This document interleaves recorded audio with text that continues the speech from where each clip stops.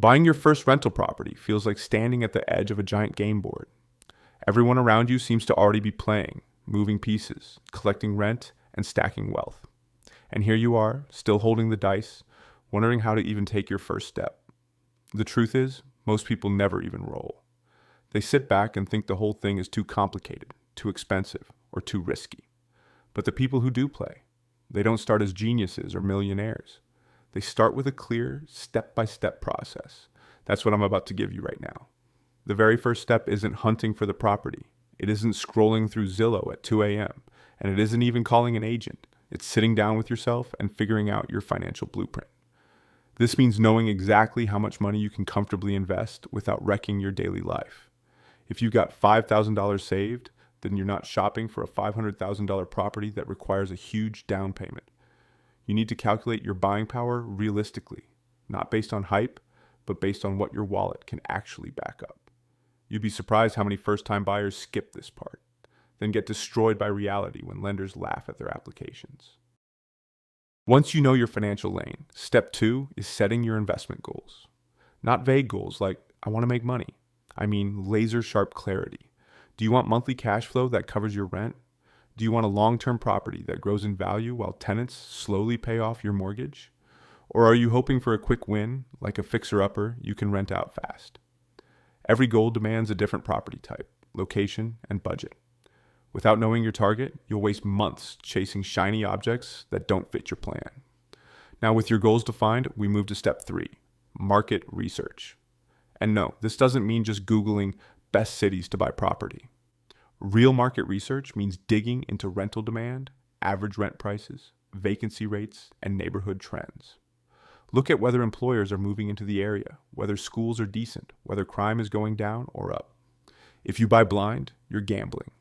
But if you buy with market research in hand, you're stacking the odds in your favor. Step 4 is financing. This is where you pick your weapon. Maybe you're using a traditional mortgage with a 20% down payment. Maybe you're going FHA with as little as 3.5% down. Or maybe you're using creative financing like partnering with someone who has money but no time while you bring the hustle. The financing step matters because the wrong loan can chain you down for decades, while the right loan sets you up for growth. Don't let the bank decide everything for you. Shop around, compare rates, and understand every fee before you sign. Step 5 is finding the right property. And this is where most rookies blow it. They fall in love with pretty kitchens or nice paint colors. But you're not buying a home to live in. You're buying an income machine. Forget granite countertops for a moment. Instead, ask, how much rent can this place actually bring in? What's the neighborhood vacancy rate? How much will repairs eat up each year?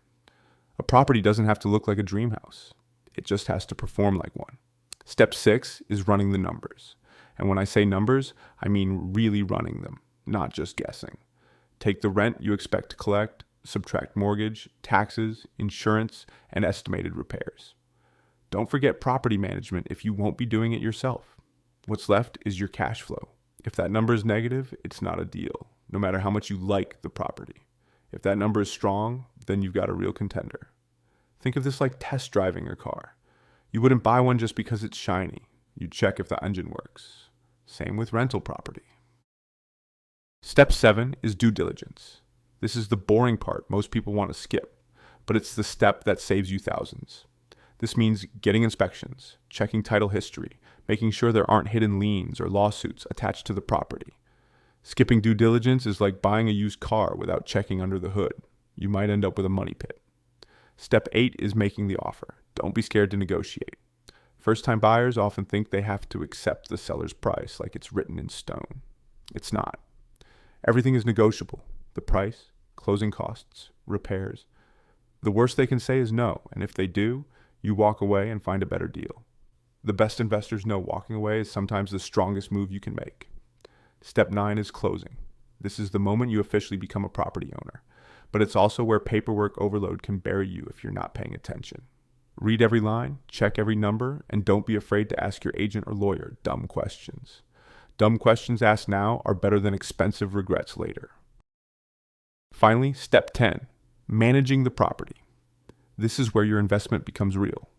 If you're managing it yourself, set up systems for collecting rent, for handling repairs, for communicating with tenants. If you're hiring a property manager, make sure they're legit and not just taking your money while letting your property rot. Your rental is a business, and like any business, it only grows if you run it right. And here's the truth. Buying your first rental property isn't about being perfect. It's about learning step by step, making smart moves, and avoiding the traps that sink most rookies. Once you get that first property under your belt, everything changes. You're no longer a spectator in the game.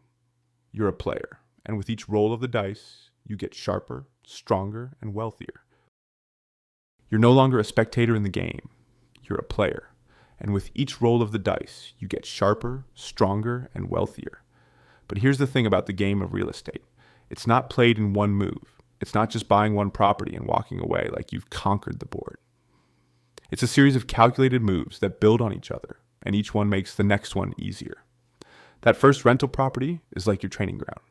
It's where you learn what kind of investor you really are. Because the truth is, no YouTube video, no course, no book, not even me telling you step by step, can replace what happens when you actually deal with your first tenant calling you at 10 p.m. about a clogged sink, or when you see that first rent payment hit your account and realize it's paying your mortgage for you. That's when the light bulb goes off. You start seeing real estate not as some scary, complicated puzzle, but as a system you can actually control. What happens next is something a lot of new investors don't expect: momentum. Once you've closed your first deal, you'll notice something. People take you more seriously. Banks that brushed you off before suddenly want to talk. Other investors are open to partnering with you. Realtors call you back faster because you're not just somebody thinking about buying. You're a proven buyer. And when you walk into the next deal, you walk in with confidence. You're not fumbling around. You're asking sharper questions, noticing red flags faster, and spotting opportunities others miss. That momentum also changes how you look at money. Before, you might have thought of your savings account as this fragile thing you had to protect at all costs. But once you've seen a property pay you back month after month, you stop seeing money as something you hold on to. You start seeing it as something you deploy. And that shift is huge. It's the difference between always being on the defensive financially and finally being on the offensive. But let me be clear. Momentum doesn't mean recklessness. Some first-time buyers close their first deal and immediately want to buy 3 more in 6 months. That's like learning how to ride a bike and then thinking you're ready for the Tour de France. Slow down. Absorb the lessons. If your first property is cash flowing, let it teach you.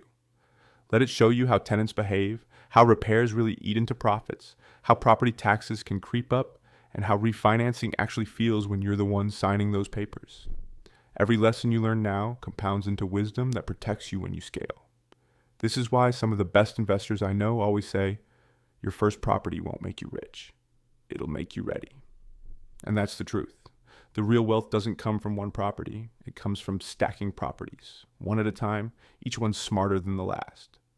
But without that first one, without that step-by-step process we've been walking through, you never even get to the stacking phase. You stay stuck as a spectator forever. Here's another hidden benefit nobody tells you about: the pride. The pride of driving past a house and saying, I own that. The pride of knowing you're not just consuming, you're producing. You're not just paying someone else's mortgage. Someone is paying yours. That pride isn't about bragging rights. It's fuel.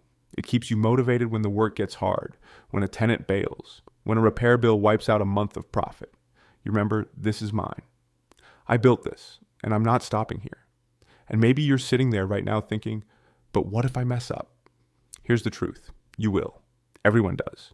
You'll buy a property that has more repairs than you expected. You'll underestimate how tough it is to manage tenants. You'll regret not negotiating harder on a deal. But those mistakes, they don't destroy you. They shape you. They teach you lessons no book or video could ever hammer into your head. And the best part, if you followed the steps, if you ran the numbers, did your due diligence, and bought within your means, those mistakes will sting, but they won't sink you. You'll survive them, learn from them, and come back sharper. That's the step most people miss when they dream about getting into real estate. They picture the riches, the freedom, the cash flow, but they don't picture the grind of the first deal, the nerves, the paperwork, the learning curve, and so they never start. But if you push through that first one, if you follow the steps carefully, If you respect the process, then you put yourself in a completely different financial lane than the people still sitting on the sidelines. And remember, this isn't about luck. It's not about being born rich or knowing the right people. It's about taking structured, deliberate steps, saving smart, researching markets, choosing the right financing, running the numbers like a surgeon, doing the boring due diligence, negotiating like your future depends on it, then closing, managing, and learning. That's how you build. That's how you transform from just another person scrolling Zillow into a real investor.